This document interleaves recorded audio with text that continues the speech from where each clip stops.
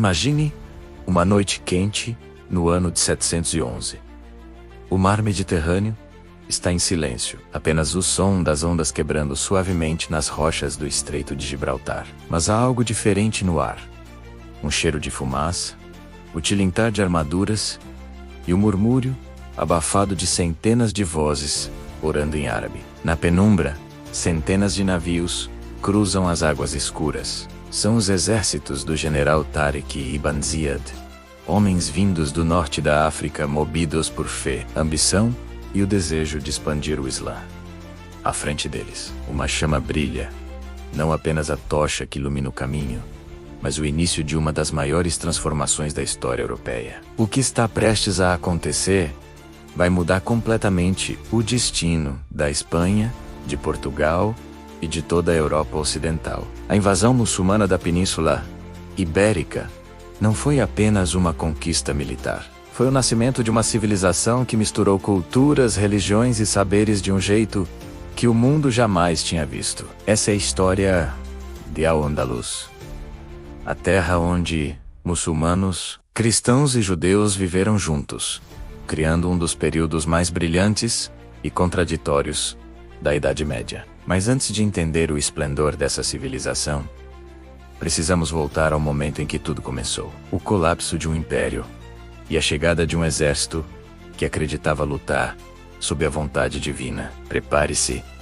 Essa é a história de como o Islã atravessou o mar e acendeu uma nova chama na Europa. No início do século VIII, a Península Ibérica estava em ruínas. O poderoso reino visigodo, que havia dominado a região por séculos, estava enfraquecido por disputas internas e traições. O rei Rodrigo acabara de tomar o trono em meio a um golpe, e muitos nobres visigodos o odiavam. Enquanto isso, do outro lado do mar, o mundo islâmico estava em plena expansão. O califado omíada, sediado em Damasco, já havia conquistado o norte da África e sonhava em levar a fé muçulmana para além das colunas de Hércules, o limite ocidental do mundo conhecido. Segundo a tradição, o governador muçulmano de Tanger, Musa ibn User, enviou um de seus generais mais leais, Tariq ibn Ziyad, com cerca de 7.000 homens, para testar as defesas da Espanha. Mas havia algo mais.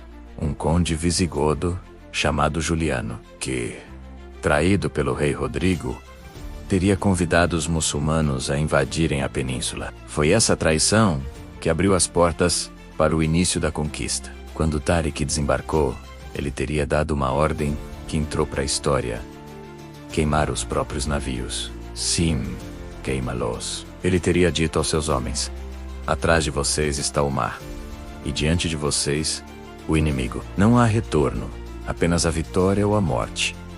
Esse gesto lendário marcou o início da Batalha de Guadalete, em 711, onde o rei Rodrigo foi derrotado e desapareceu sem deixar vestígios. Em apenas alguns anos, quase toda a Península Ibérica estava sob controle muçulmano. Após a vitória, os muçulmanos não encontraram apenas terras, mas uma oportunidade de construir algo grandioso. A nova região conquistada passou a se chamar Al-Andalus, e sua capital seria Córdoba. Ali surgiria uma civilização que misturava o saber islâmico, a tradição cristã e a erudição judaica em um caldeirão de cultura sem igual. No auge, Córdoba era uma das maiores cidades do mundo, com mais de 500.000 habitantes, enquanto Paris, na mesma época, não passava de uma vila escura e lamacenta. As ruas de Al-Andalus eram pavimentadas, iluminadas por lamparinas à noite e repletas de bibliotecas, jardins e universidades. O califa Abderrahman III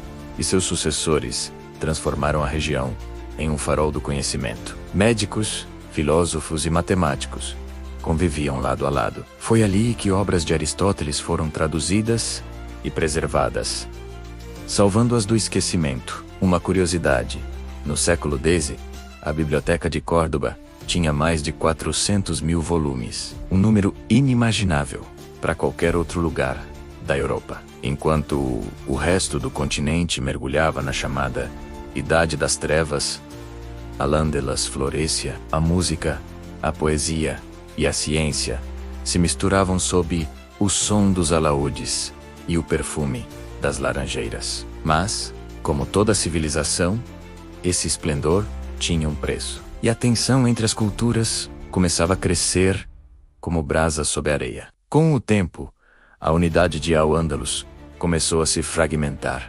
Ambições políticas, disputas entre dinastias e o avanço dos reinos cristãos do norte enfraqueceram o poder muçulmano. A partir do século XI, os reinos cristãos iniciaram a reconquista, uma longa guerra de quase 800 anos para retomar o território. Granada foi o último bastião muçulmano, resistindo até 1492, menos o mesmo ano em que Cristóvão Colombo partiu rumo ao Novo Mundo. Quando os reis católicos, Fernando e Isabel, tomaram Granada, o último emir, Boabdil, chorou ao deixar a cidade. Sua mãe, em uma frase que se tornaria lendária, disse: "Chora como mulher, o que não soubeste defender como homem."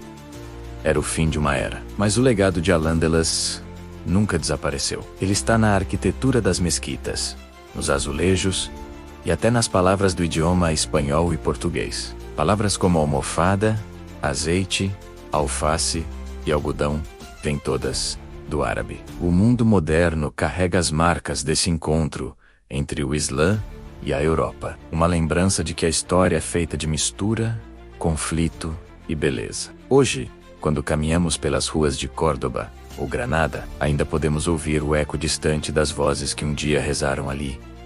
Muçulmanos voltados a Meca, cristãos em suas catedrais, judeus cantando em hebraico nas sinagogas. É como se o vento ainda carregasse um murmúrio do passado, lembrando que o poder é passageiro, mas o conhecimento e a cultura permanecem. A invasão muçulmana da Península Ibérica começou com espadas, mas terminou com poesia, ciência e filosofia. Foi um capítulo onde fé e guerra andaram lado a lado, revelando o melhor e o pior da humanidade. E talvez essa seja a lição de Al-Ândalus. Tudo o que o homem constrói pela força acaba se desfazendo, mas o que ele constrói com sabedoria permanece, mesmo depois de 1000 anos. Enquanto houver memória, Al-Ândalus jamais morrerá. Se você gostou de viajar por essa história fascinante, não se esqueça de curtir o vídeo, se inscrever no canal e ativar as notificações para não perder nossas próximas aventuras pelo passado. Obrigado por assistir e até a próxima.